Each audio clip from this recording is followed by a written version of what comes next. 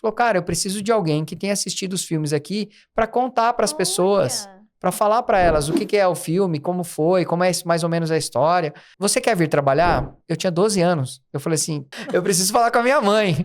Aí eu fui pra casa, cheguei pra minha mãe e falei, mãe, olha, o moço lá da locadora tá me oferecendo e tal. E aí ela falou pra mim, ué, se você quiser trabalhar, tudo bem, mas não esquece o seguinte, você tem que continuar indo pra escola, você tem as suas responsabilidades e você tem que entender que essa vai ser mais uma responsabilidade. Se você começar a trabalhar, não é pra você brincar lá, é pra você trabalhar, você vai ter horário, assim e tal. Eu falei, então eu quero. Aí ela falou, então vamos lá. Aí ela foi comigo, eu conversei e comecei a trabalhar. Eu trabalhava das 2 da tarde às 7 da noite. Mas foi muito bom pra mim, né? Eu trabalhei um tempo lá e eu lembro de alguns números, né? Que hoje, assim, eu pensando como foi importante o trabalho que a gente fez. Não foi só eu, óbvio, mas a ideia, a mentalidade desse empreendedor, desse cara da locadora, que virou pra mim, me colocou lá pra fazer isso, né? Eu lembro que a gente tinha uma meta. Se a gente fizer 50 filmes no sábado, alugar 50 fitas, eu vou pagar uma pizza pra vocês. Olha. E aí a gente ficou, sei lá, 2 sábados e não conseguiu. No terceiro a gente conseguiu comer uma pizza. Mas aí a gente acertou a mão e começou a aumentar a quantidade. E ele fazia algumas promoções, etc. E eu lembro que quando eu saí de lá, que foi, sei lá, talvez uns 8 meses depois, a gente já tava alugando próximo de 180 fitas no sábado. Então, assim,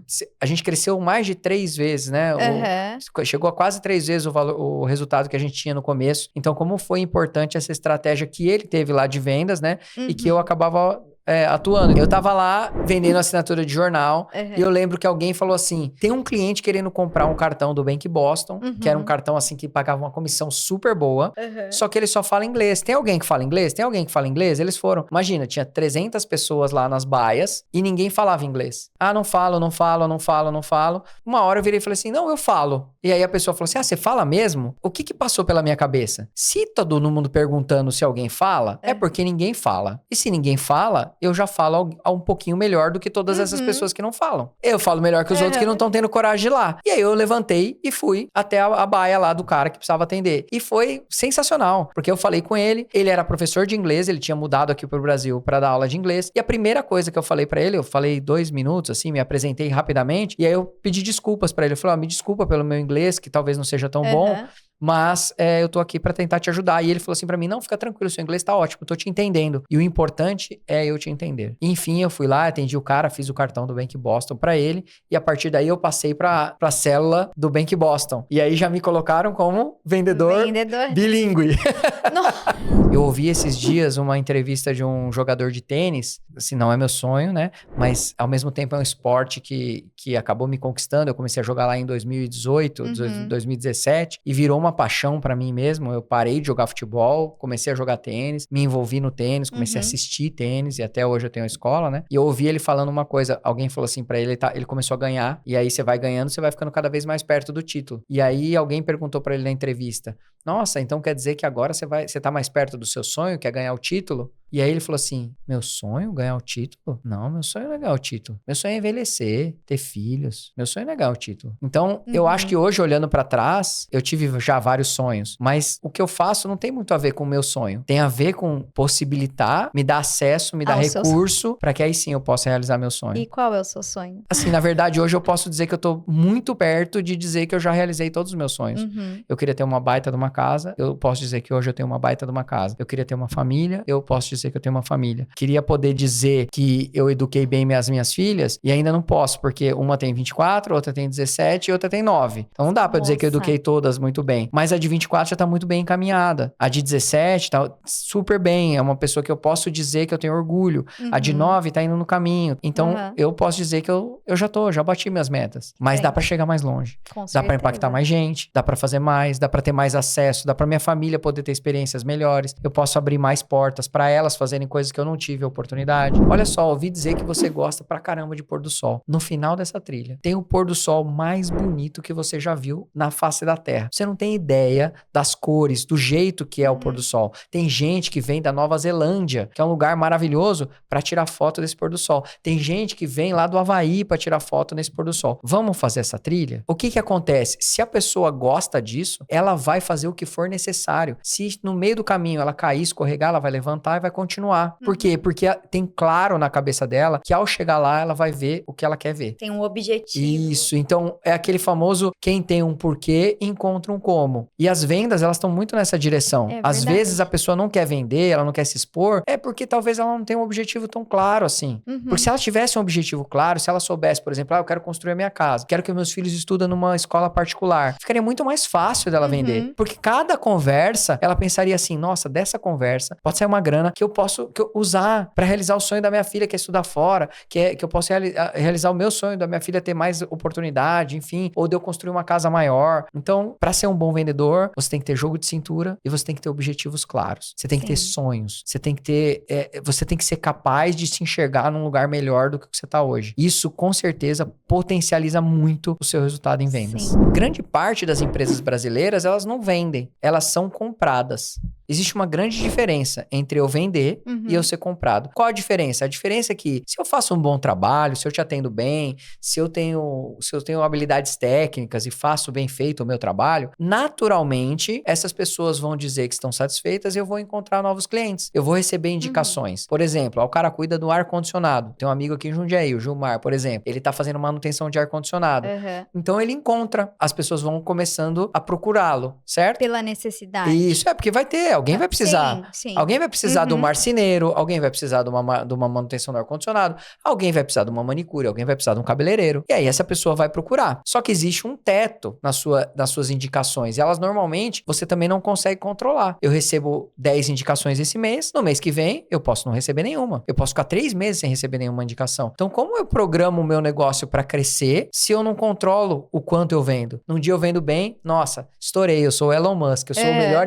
Agora eu acertei a mão. Na semana seguinte, 2 clientes cancelam e aí eu falo, puxa, me ferrei, eu sou o pior empresário do mundo. Então, uma porção das empresas me procuram porque elas precisam estruturar um processo de vendas. Elas querem controlar a forma como elas têm a aquisição dos clientes. Elas não querem depender de fatores externos. Então, se eu estruturo bem um processo de vendas, eu consigo saber programar o meu ano, o meu mês, o meu semestre, para saber aproximadamente quanto eu vou vender. E se eu quero vender mais, eu acelero o meu processo. Eu tenho algumas atividades que eu posso fazer a mais que vão me gerar mais clientes. Bom vendedor, o que ele precisa ter? Como falamos lá no começo, jogo de cintura. Fundamental para um bom vendedor ter jogo de cintura. Tá preparado para lidar com as coisas que não estão previstas. Porque é muito fácil você ser o cara do financeiro e ter uma planilha ali, bonitinha. Que você coloca as coisas, aí você recebe o extrato do banco e altera. O vendedor, ele sai com uma ideia para encontrar o cliente e ele nunca sabe o que vai acontecer.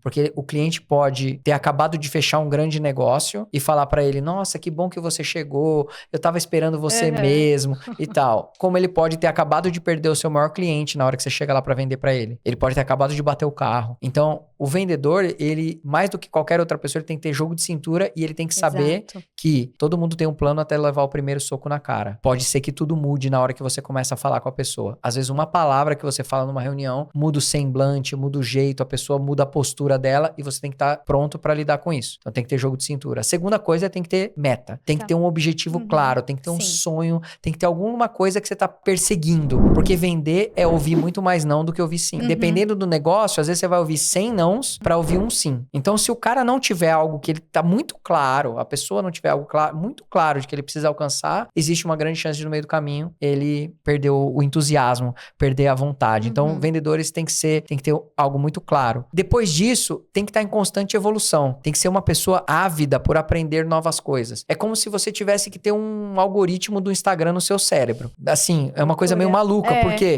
eu tô falando com o cliente. Então, vamos dizer que eu tenho um vendedor que ele tá há 10 anos no mesmo segmento. Eu vou dar um exemplo de um cara que eu sou muito amigo, cansei de levar meu carro para ele fazer. Ele tem uma loja de equipamento de som, coisas para carro, lá em São Paulo. Algumas vezes conversando com ele, ele falou assim para mim, cara, quando eu abri minha empresa, todo mundo comprava aparelho de som. Então eu só fazia isso, eu só vendia aparelho de som. Só que aí as montadoras começaram a cada vez mais colocar os aparelhos de som direto no carro. Já vinham original. E começou a ficar cada vez mais avançado e as pessoas começaram a parar de comprar som. Ou seja, ele é muito bom vendedor, mas se ele não aprendesse outras coisas, o mercado ia mudar e ele ia ficar para trás. Aí ele começou a fazer Insufilme. E aí começou a Insufilme sair da concessionária. E aí a loja dele começou a perder. E aí o que ele teve que aprender? Ele teve que aprender a vender para concessionária. Porque aí ele tem um funcionário que fica lá na concessionária concessionária. Aí, começou a não ser o suficiente isso o filme. Pô, tô vendo aqui, tem outras técnicas, tem película anti-vandalismo. Então, eu tenho que instalar, eu tenho que saber. Então, não adianta você ser um vendedor estático. Você tem que ser um vendedor em constante aprimoramento. Porque, à medida em que qualquer negócio vai avançando e vai atingindo a sua maturidade, os clientes também vão amadurecendo. Então, as dúvidas do cliente mudam, o jeito que ele busca a informação muda. Hoje em dia, você fala uma coisa pro cliente, se o cliente duvidar de você, ele pesquisa no celular. O vendedor tem que ter essa sensibilidade. Ele tem que ter a sensibilidade de quando ele tá falando com o cliente, talvez, às vezes, ele vai virar e falar assim, cara, você quer marcar para outro dia? Eu tô vendo que você não tá legal. Eu não posso estar tão empolgado com a minha apresentação que o cara tá com uma olheira funda, assim, cansado. Tipo assim, ele não tá nem prestando atenção no que eu tô falando e eu tô insistindo em fazer a apresentação. Porque às vezes eu perguntar pra ele assim, cara, você não tá legal, quer marcar para outro dia? Ele vai falar, nossa, você não sabe, cara, minha filha passou mal essa noite. Nós passamos, eu tô acordado a noite inteira. Cara, não tem problema, vamos falar amanhã. Que dia outro você pode falar? Não, mas você vai... Nossa, você veio até aqui. Cara, não tem problema. Não tem problema eu ter vindo até aqui. Saúde em primeiro lugar, vai descansar. É importante porque no final são pessoas com pessoas. Sim. Independente se é uma empresa, como você falou, comércio exterior, se eu tô vendendo apito, se eu tô vendendo roupa, se eu tô vendendo qualquer coisa. No final, mesmo que seja uma empresa vendendo para outra empresa, é um comprador e um vendedor ali que vão acabar se conectando. E se eu não tiver essa sensibilidade, eu posso perder muitas vendas e grandes negócios. Ao contrário, quando eu tenho a sensibilidade, às vezes eu posso estar ganhando muitos negócios. Se eu pudesse dizer para um vendedor assim, cara, adota essa filosofia que talvez sua vida mude. É a seguinte, vender não é convencer. Porque toda vez que eu uso a palavra convencer, alguém vence e outra pessoa perde. Então, se eu convenço o meu cliente, eu venci. E o meu cliente perdeu. E quem gosta de perder? Ninguém gosta de perder. Então, existe uma grande chance dessa negociação não trazer bons frutos no futuro. Não vai ser um cliente que eu vou conseguir vender várias vezes para ele. Então, convencer é uma palavra que deveria ser abolida do vocabulário dos vendedores. Eles deveriam pensar o seguinte, o cliente é alguém que tem um problema. E eu preciso ajudar esse cara a sair desse problema. E eu vou levar ele até a solução. Então, vender não é convencer. Vender é conduzir alguém que está com um problema até a solução. E como que eu conduzo? Vê como muda. Eu dou o braço para a pessoa, eu dou a mão para a pessoa. Eu posso até colocar ela sentada numa cadeira de roda ou qualquer coisa e empurrar ela até lá. Eu posso até pegar o meu carro e colocar ela dentro do meu carro e conduzir ela até lá. Ou eu posso até entrar no carro dela, sentar no banco do passageiro e indicar para ela. Mas em todos os casos, eu vou junto. Não te convenci de nada. Eu fui junto com você para a solução. E aí as vendas começam a sair de uma maneira muito mais natural, muito mais tranquila. Não é aquela venda forçada. Quebra de objeção antecipada. Quando você vai vender e normalmente você já conhece o cliente, você é capaz de dizer até o que ele vai colocar como objeção. Então, por exemplo, um vendedor de carro, às vezes, ele vai vender um carro esportivo. O cara fala assim, eu quero um carro esportivo, um cara que corra e tal, e não sei o quê. E às vezes as montadoras vão dar preferência para esse carro, para ter vários itens, mas o conforto, a tendência é que não seja algo bom. Normalmente vai perder em conforto. O que o vendedor faz? Ele já quebra a objeção de maneira antecipada. Ele vira e fala assim, vou te mostrar esse carro, mas olha só, como você me disse que é um carro que você quer, você quer um carro com torque, você quer um carro esportivo, você vai sentir que ele talvez não tenha todo o conforto que tem um carro tal. Mas ele já dá o retorno. Ou seja, ele já quebra a objeção antes do cliente sentar, se sentir desconfortável e reclamar. Porque aí o peso é muito maior. O que acontece até às vezes? O cliente entra no carro, dá um rolê no carro e quando o cliente volta, ele fala assim, sabe que eu nem achei tão desconfortável assim? Por quê? Porque você quebrou a objeção antes. Ou eu tô fazendo uma oferta e eu viro pra pessoa e falo assim, olha, pode ser até que você ache caro essa oferta. Ou seja, eu já falei o preço, eu já falei que a pessoa ia achar cara e já quebrei a objeção. Ou seja, o que ela tinha pra dizer, ela não tem mais. Sim. Eu tirei dela o recurso. Então é uma quebra de objeção antecipada. Eu já cheguei a não ter dinheiro pra pagar a folha de pagamento na segunda-feira e ter que vender minha moto no domingo. Porque o negócio nem sempre é uma sequência de sucessos. Às vezes você tá, não sei se você tá aí assistindo, né? Às vezes o cara tá lá e ele tá nadando, ele tá batendo o braço, só que ele tá no meio da arrebentação. Ou seja, você bate o braço 2 vezes e toma uma onda na cabeça, afunda, bebe um pouco d'água, sobe, aí o olho tá tudo embaçado porque entrou água no olho, você nem terminou de cuspir água ainda, já cai outra onda na cabeça. Então assim, tocar um negócio é um negócio sério. Sim. E é muito difícil. E tem momentos em que, mesmo se você tiver expertise, às vezes, a sequência de decisões que você tomou para trás, ou até uma série de situações que podem acontecer momentaneamente ali, podem te jogar muito para baixo. Mas é o que eu já ouvi muitas outras pessoas falando, e eu gosto dessa frase que é: a empresa quebra, mas você não. O que não pode acontecer é você quebrar. Você não pode quebrar. Se você tiver para quebrar, procura terapia, procura minha esposa, procura uma psicanalista. Porque você não pode se deixar quebrar. A empresa pode quebrar. Não, o que dá mais certo? Você perguntou, estratégia ou execução? Execução com estratégia. É o que dá mais certo. Porque no Brasil, nós temos muitos fazejadores. O fazejador é o cara que não planeja, ele só faz. Então, você perguntar, você fez um planejamento? Eu tô fazendo. Então, ele tá fazendo. Na verdade, ele não planejou nada, ele tá fazendo zero planejamento. Então, a maioria das pessoas faz sem planejamento. E o que acontece nisso? Você acaba tendo uma incidência muito maior de erros e tem que refazer, às vezes você se expõe a um risco muito alto que acaba prejudicando o teu negócio. Às vezes, uma escolha errada faz você demorar 2, 3 anos a mais do que você demoraria se você tivesse tomado a decisão certa. Executar, você tem que ter um grande poder de execução, mas de vez em quando você tem que parar e definir uma estratégia. Planejar. Aí eu volto e executo. Aí eu paro de novo. Penso na estratégia. A melhor forma, vou de novo e executo. Então, o melhor dos dois é executar com estratégia.